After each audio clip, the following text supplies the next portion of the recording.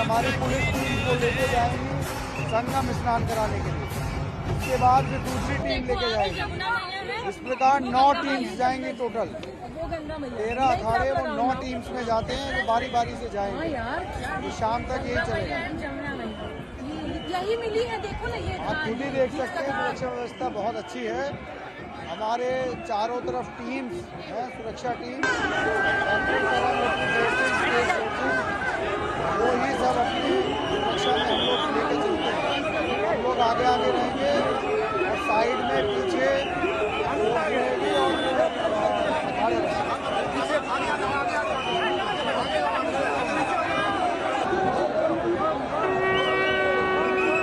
संगम अखाड़े को 2 हिस्सों में बैरिकेडिंग कर दी जाती है। एक हिस्से में बैरिकेडिंग में अखाड़े स्नान करते हैं और एक हिस्से में पब्लिक स्नान करते हैं। बीच में पुलिस रहती है, तो हम लोग व्यवस्था सुनिश्चित कराएंगे। भक्तों को मकर संक्रांति की हार्दिक बधाई देता हूँ।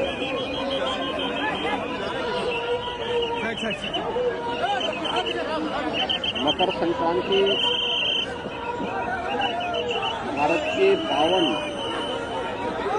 पर्व और त्योहारों की श्रृंखला का एक ऐसा पर्व है जो जगत पिता सूर्य के प्रति कृतज्ञता ज्ञापित करने का एक उत्सव है। पूरे देश के अंदर अलग अलग नाम और रूपों के आधार पर इस पर्व को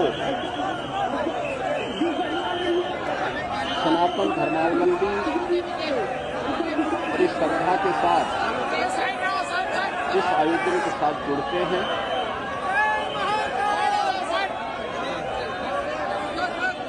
देश के अंदर उत्तर हो, दक्षिण हो, पूरब हो, पश्चिम हो, पूरे देश के अंदर अलग अलग नाम और रूपों में इस पर्व को लोग मनाते हैं, इस उत्सव के साथ जुड़ते हैं। उत्सव भारत की सनातन धर्म की परंपरा में आनंद के क्षणों को एकजुटता के साथ, एकता के साथ आयोजित करने, अपनी खुशी के साथ पूरे समाज की खुशी को जोड़ने का एक सशक्त माध्यम रहा है। और उसी परंपरा के अनुरूप वहाँ की आवश्यकता, उस क्षेत्र विशेष की आवश्यकता के अनुरूप भारत की ऋषि परंपरा ने इन पर्वों और त्योहारों को वहाँ पर संयोजित किया। आज उसकी विराट रूप हम सबको देखने को मिलते हैं। पूरब में असम आदि में आप जाएंगे तो बिहू के रूप में, पंजाब की ओर जाएंगे तो लोहड़ी के रूप में, सुदूर दक्षिण में आप जाएंगे तो पोंगल के रूप में, बंगाल में या महाराष्ट्र में तिलवा संक्रांति के रूप में, उत्तर भारत में आएंगे तो खिचड़ी संक्रांति के रूप में, इस महापर्व को आयोजित श्रद्धालु जन करते हैं। एक और हम लोग यहाँ पर महायोगी भगवान गोरक्षनाथ की इस पावन धरा पर देश के अलग अलग कोने से आए हुए श्रद्धालु जनों के साथ मिलकर के इन लाखों श्रद्धालु जनों के साथ भगवान गोरक्षनाथ जी को आस्था की पावन खिचड़ी चढ़ाया जा रहा है।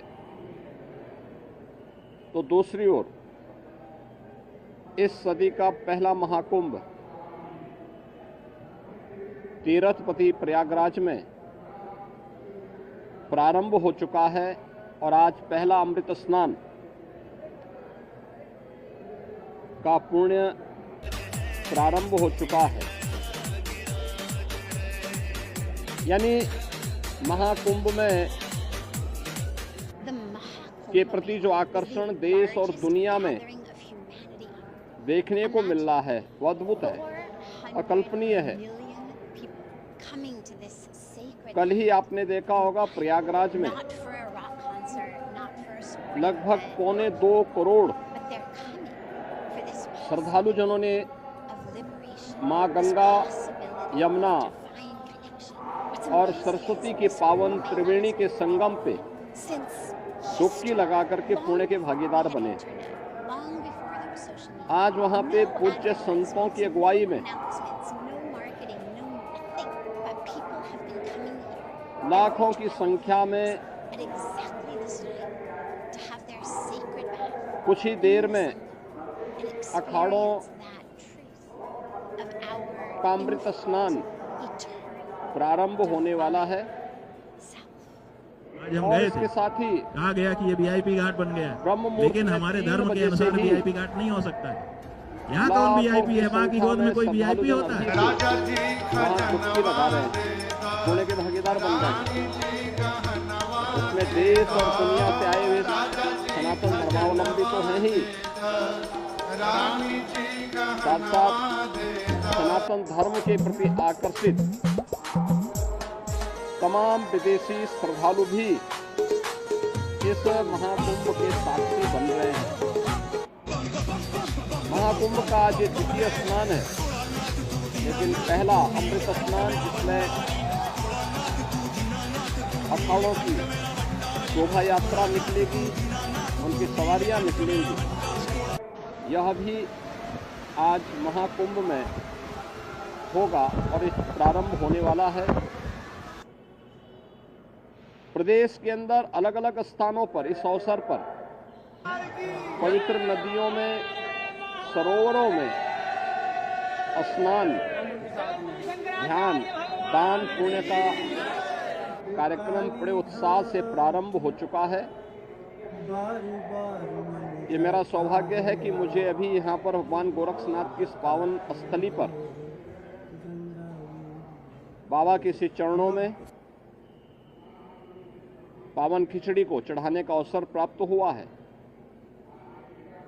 आज दिन भर लाखों की संख्या में प्रदेश भर से, देश भर से और नेपाल आदि देशों से भी आए हुए ये सभी लाखों श्रद्धालु बाबा को अपनी पावन खिचड़ी चढ़ाएंगे।